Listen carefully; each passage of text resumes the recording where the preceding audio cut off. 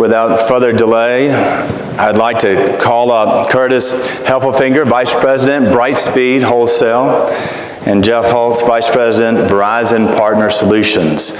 And I want to give a shout out and just he can't be with us today, but I want everyone to know that Sean Sullivan with Mettel really helped put this panel together.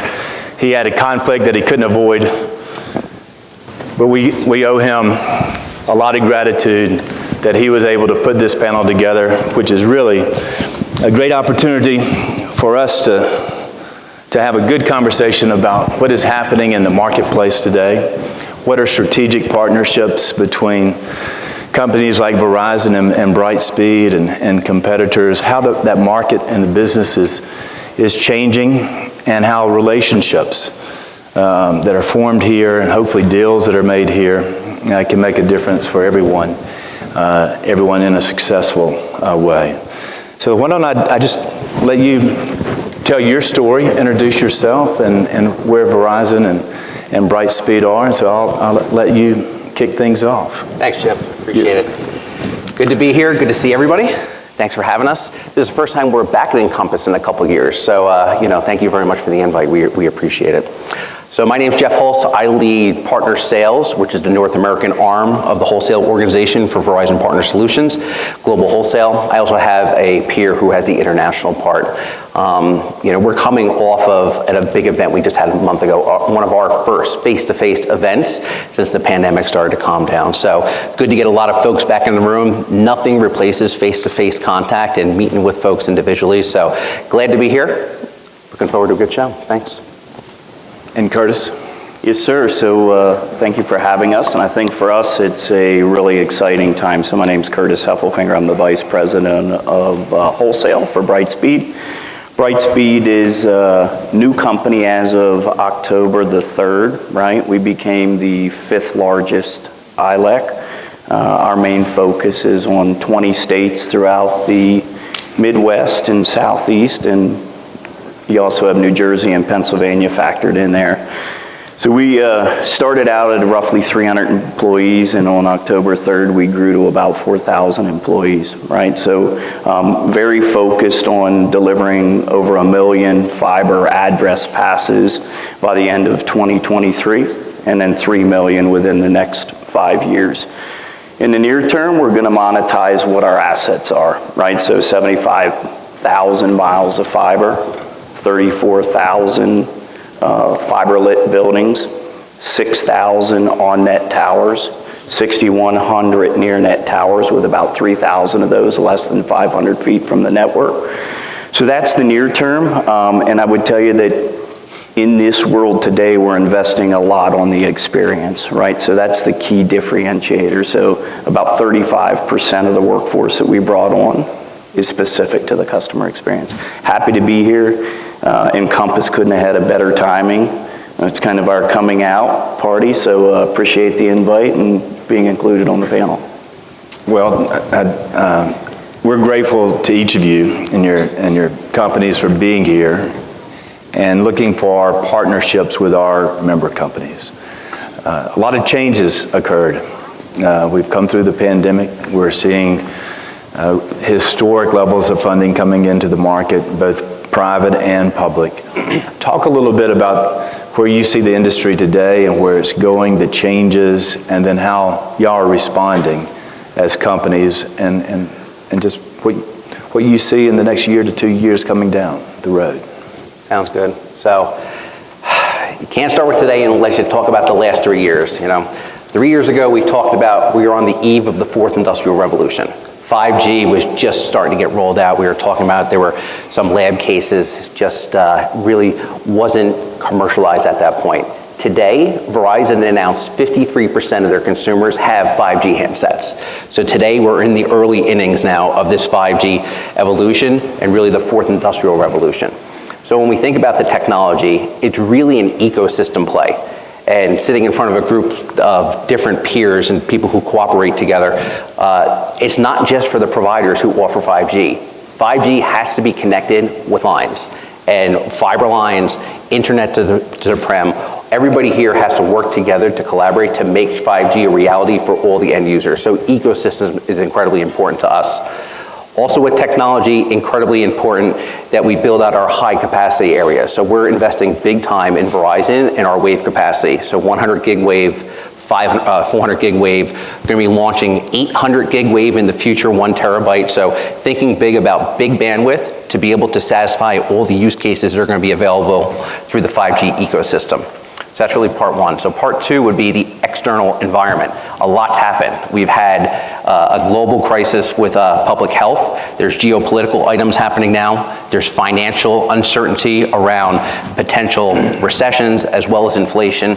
FX is kind of running wild right now. So a lot of headwinds, a lot of tailwinds, maybe at the beginning of the pandemic with some voice traffic increasing, but that's really settled down. That uncertainty also moves into the real estate market, corporate real estate. We're starting to get a little bit more certainty around what are the new work environments of the future going to look like. But until we get to the other end of that, connectivity is still going to be in flux, and we have to have flexibility in our network. So we're going to continue to work with all of our partners to understand what do they need to be successful, and then offer products and solutions to be able to meet their needs. And then last but not least is really execution and adoption. We still have a ton of legacy products out there on copper wires. So they are not going away anytime soon, but the migration is really in flux.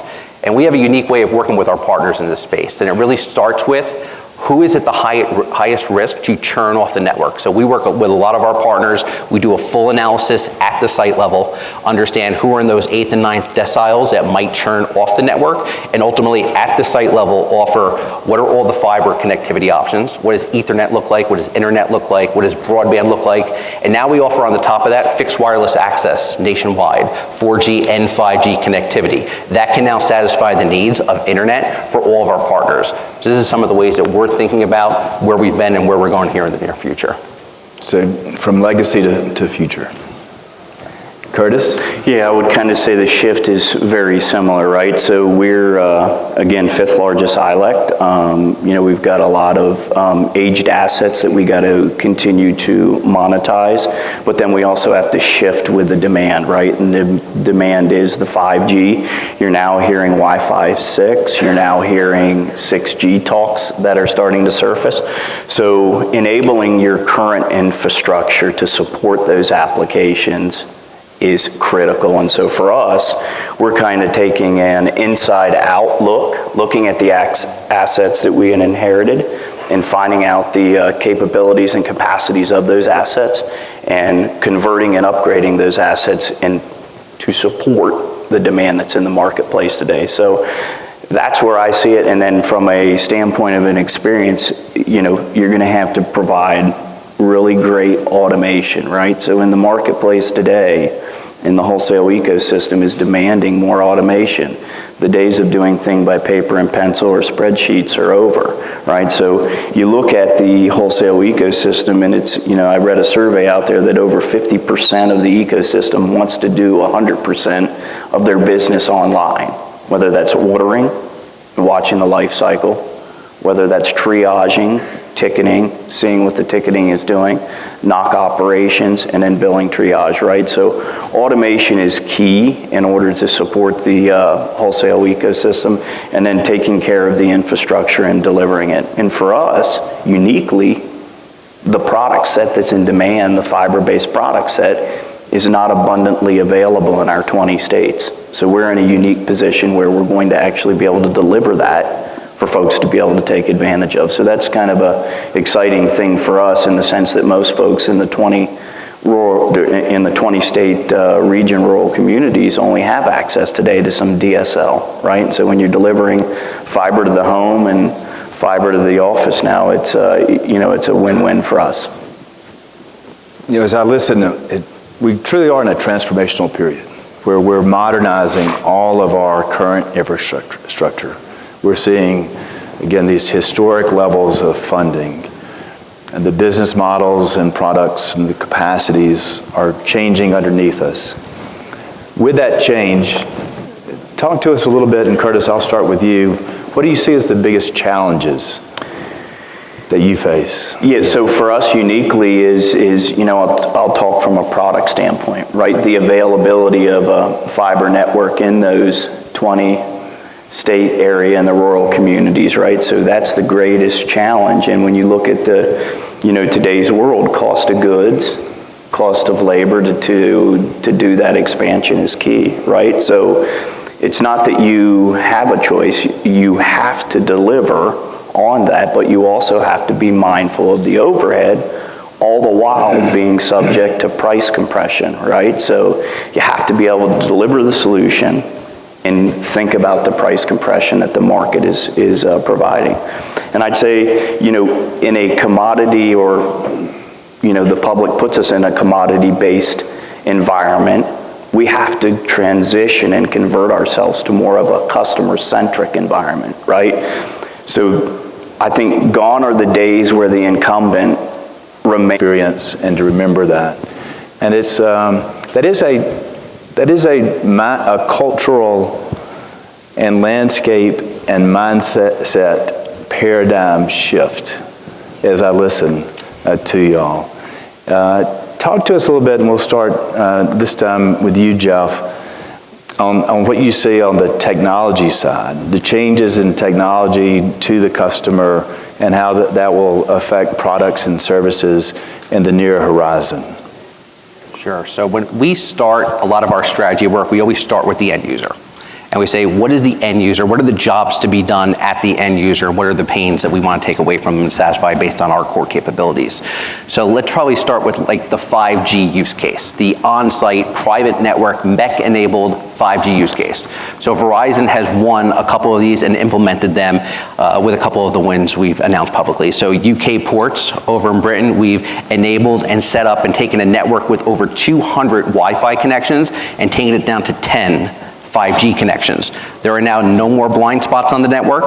It has improved productivity, visibility, and safety at that site. So huge gains on that. So that's one use case we're using. We're actually rolling that over here now to the Virginia International port here, real time right now. But probably the most interesting one I heard that I think many of us can relate to is we've probably all done biology 101 or biology in high school. We've just recently had a win with Arizona State University where we've turned on 5G in an immersive AR, VR technology through Oculus glasses where all the people going through their lab can do this real time through this AR, VR experience. So everybody says, okay, that looks really cool. But what that translates to, it actually, the people learn faster and they can apply it quicker. And through multiple semesters, we see over a 10% increase in test scores based upon this technology in the classroom. So education, logistics are two of the big use cases we've seen so far. And when you think about those items and you think about how you work them back into the network, MEC is edge compute services, it is high capacity fiber, it is connectivity back to the data center, it is connectivity back to the cloud ecosystem, and we really need to make sure we get the ecosystem right. So enabled to bring that solution together, it's cloud providers, it's systems integrators, it's developers, and it's the carrier community. 5G cannot be done by itself, so this is gonna be a great time for collaboration in the industry. Product lifecycle and innovation, we still see moving up the bandwidth curve. 400 gig wave, 801 terabit is where we expect to go in the future. These high capacity networks are going to be essential for the future. I don't think we've really seen the innovation yet to be done on 5G. We are just at the beginning of this ecosystem. They talk about sequencing the DNA and the human genome. It's over 1.5 terabits of information for each person. They want to take that for the whole population of the US and the global. Think about the amount of bandwidth, that would be required in order to pull that off and then transit it over all these networks. So I think the future is incredibly bright with all this new technology coming out. Additionally, Verizon is not just working on the core network, we're also working above the network. So think about IoT connectivity. We also have some services around video collaboration with our Blue Jeans platform. And then also our security practice. Our security practice, the 5G network does not work unless you completely secure that network. So in our wholesale channel, we've made available some of our NDR technology, really state of the art. We work with many private businesses as well as public and state and local governments with this type of product. So the innovation starting with 5G and pulling it all the way back through the ecosystem, I think is fueling all these other product development items that are about to come out. Curtis, there's not much to say. Can you top that? There's not much to say on top of that, right? So I think it boils down to, and what I heard, he was saying there is, it's critical for fiber deployment, right? So it's with 3 billion internet users, it's critical for fiber deployment. And with the offices shifting remote, right, and the over-the-top applications and the IoT, the only thing that I can say there is it's absolutely critical for fiber deployment. That's where the industry is shifting, and you're going to have to shift with the industry. And he didn't mention, but people are already starting to talk about 6G. Right? So the 6G conversations are coming up and what's needed to support 6G. So while we're hearing a lot about 5G, the moment you solve for 5G, you'll have to solve for 6G. You'll have to solve for Wi-Fi 6, right? So gone are the days where, hey, having one device on a Wi-Fi network is fast enough. You have to have many devices on the Wi-Fi network. Be fast, right? So those are the technology shifts we see. We understand what we have to do in order to keep up with it, and we're in a unique position in the sense that we're starting from scratch, so we get that opportunity to kind of establish right out of the gate and attack those initiatives that are out there today. As we gather here and convene as an industry and all the different participants in companies, our culture at this show is to get deals done, to bring people together so that they can form new business relationships. Talk a little bit about, for our audience, the best way to engage with y'all, to partner with you, to get a deal done with you, and just talk about what is the best way while everyone is here to enhance and successfully engage with y'all.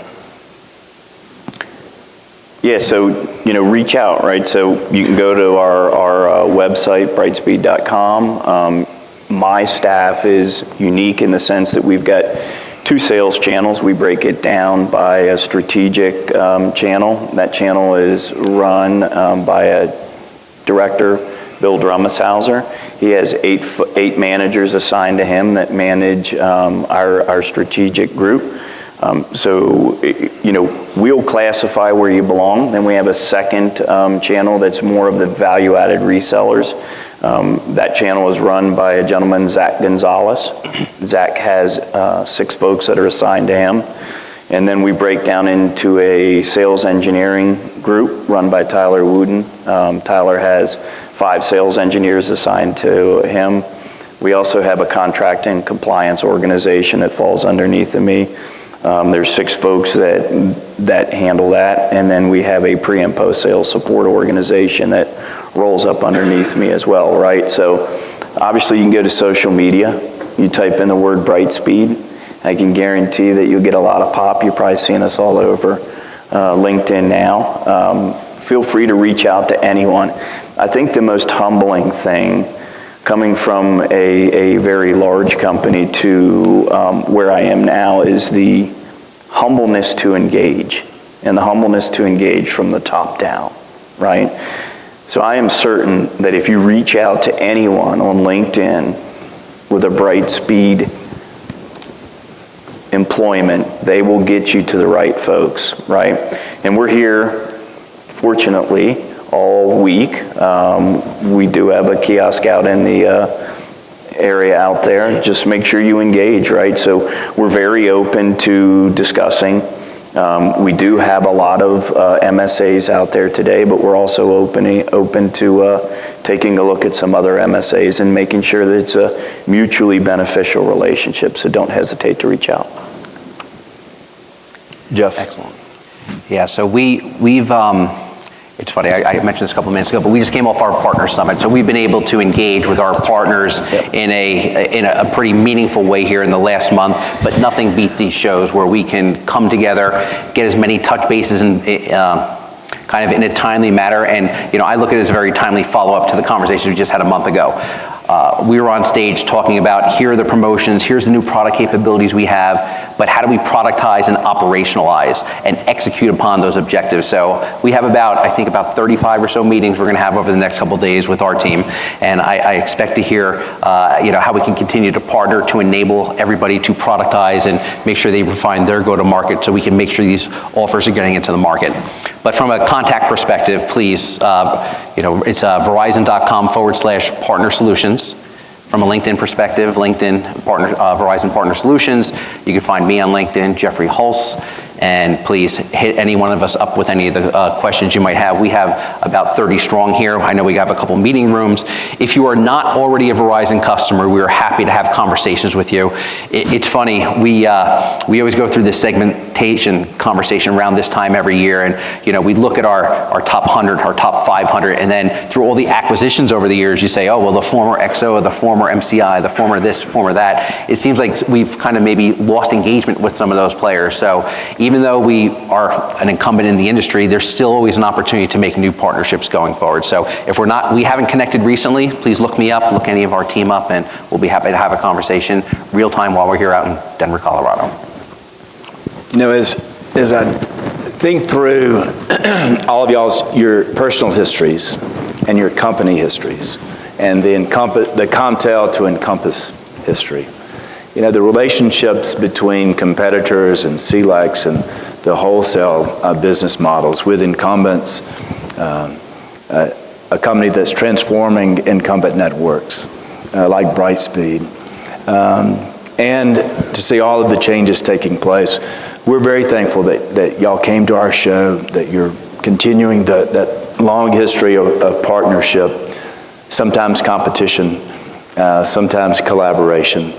But as we try to sort through all of these seismic shifts and changes, we need you here, and we're glad that you're here. And I'd like to close by just saying, if there's anything else that we haven't discussed or haven't brought up that you wanted to say or wanted to communicate, I want to give you both an opportunity to just kind of close out. And we're again, very grateful that y'all came as we kick off the show this morning. Excellent. Yeah, so just a couple quick comments. Probably one of the biggest pieces of feedback we just got from our Partner Solutions Summit a month ago, was the commitment from the top of Verizon Business Group to support Verizon Global Wholesale and Verizon Partner Solutions.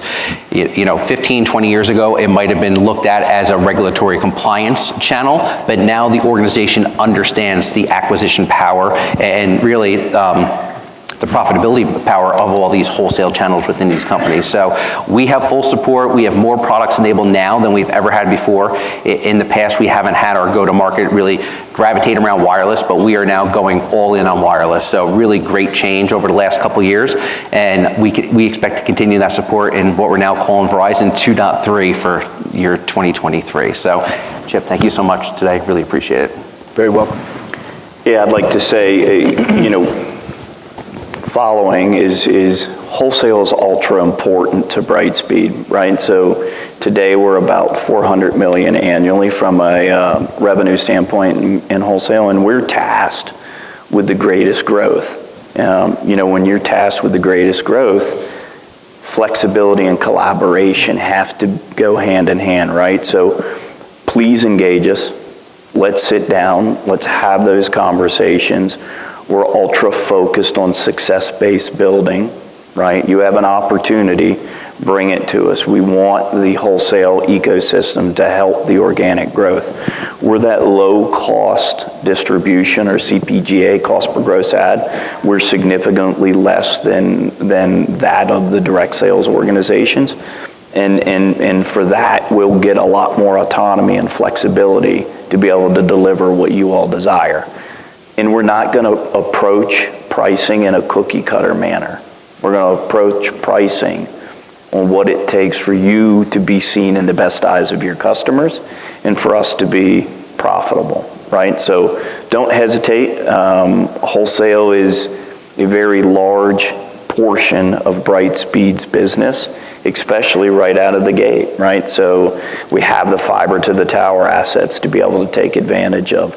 6,000 on net, 6,000 near net, 3,500 of the near net less than 500 feet from the network, right? So please reach out. Let's sit down, have some conversations, and figure out if we can't deliver a win-win for one another.